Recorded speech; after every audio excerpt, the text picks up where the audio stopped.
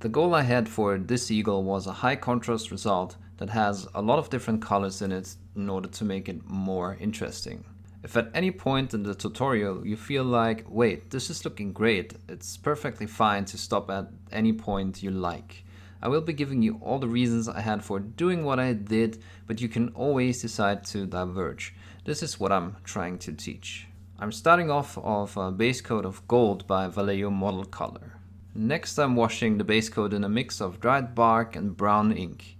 I like to mix washes and inks to combine their properties. I like how inks and washes apply to surfaces, and I like the opaqueness regular paint pigments give. This first layer is to build contrast and to define all shapes by adding a shade layer. It also changes the hue of the gold towards a more saturated dark gold.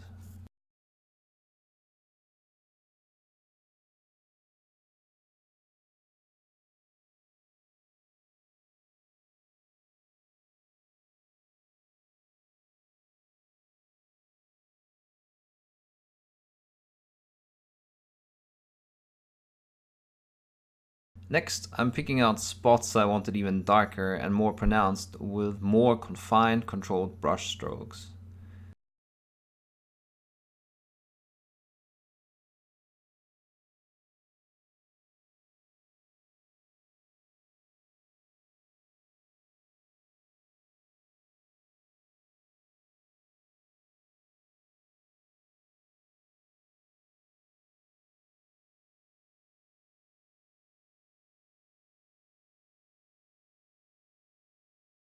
Using Old Gold by Vallejo Model Color, which is darker than the base gold, I'm bringing out the shine again, where it got dulled up by the washes. And I'm making sure the shaded areas stay dark.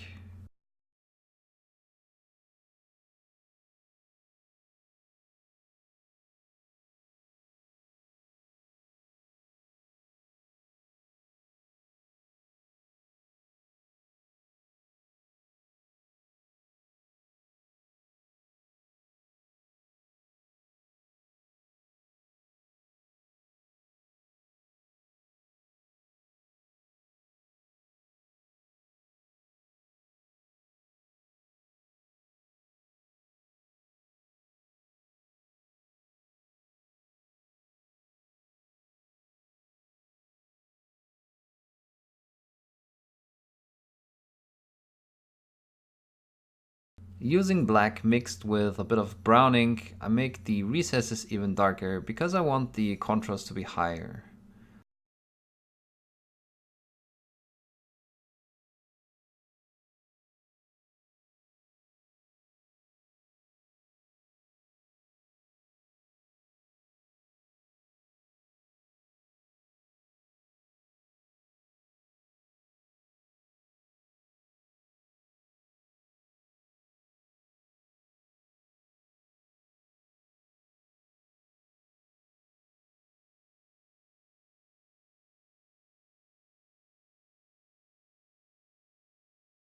Black desaturates colors, so be aware of that if you want to keep high saturation. I'm also using the black to darkline the edges around the eagle.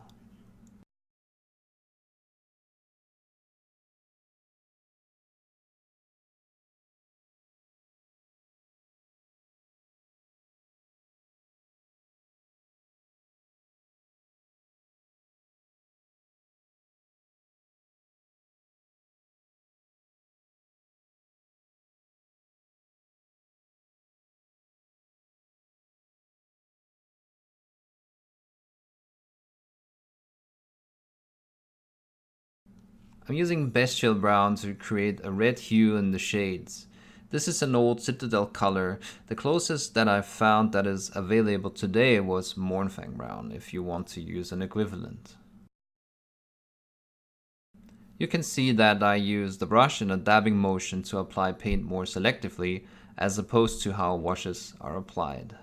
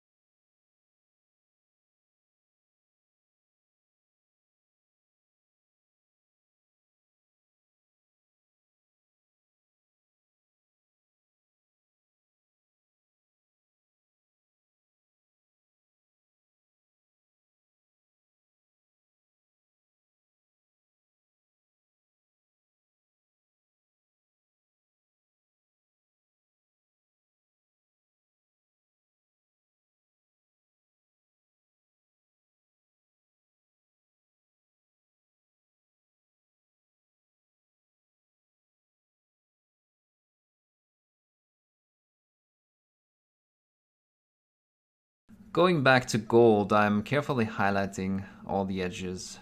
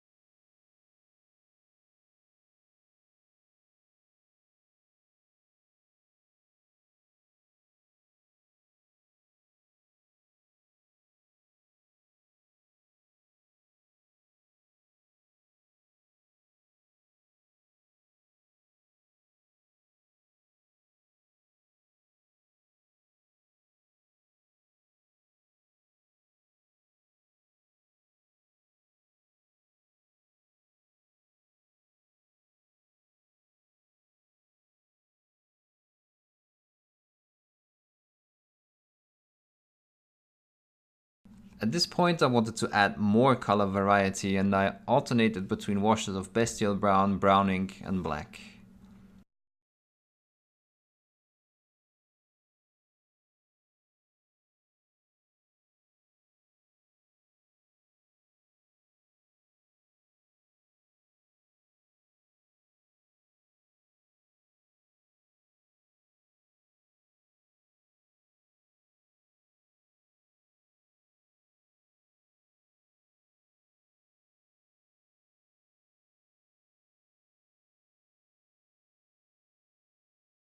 Now it's time to increase our contrast again and create those shiny highlights. We can't really use white on metallic colors, so I'm using Speed Metal by Scale Color, which feels almost like pure metal pigments, and it's really bright and perfect for our purpose. You can see that I'm creating what can be interpreted as highlight points where light would reflect.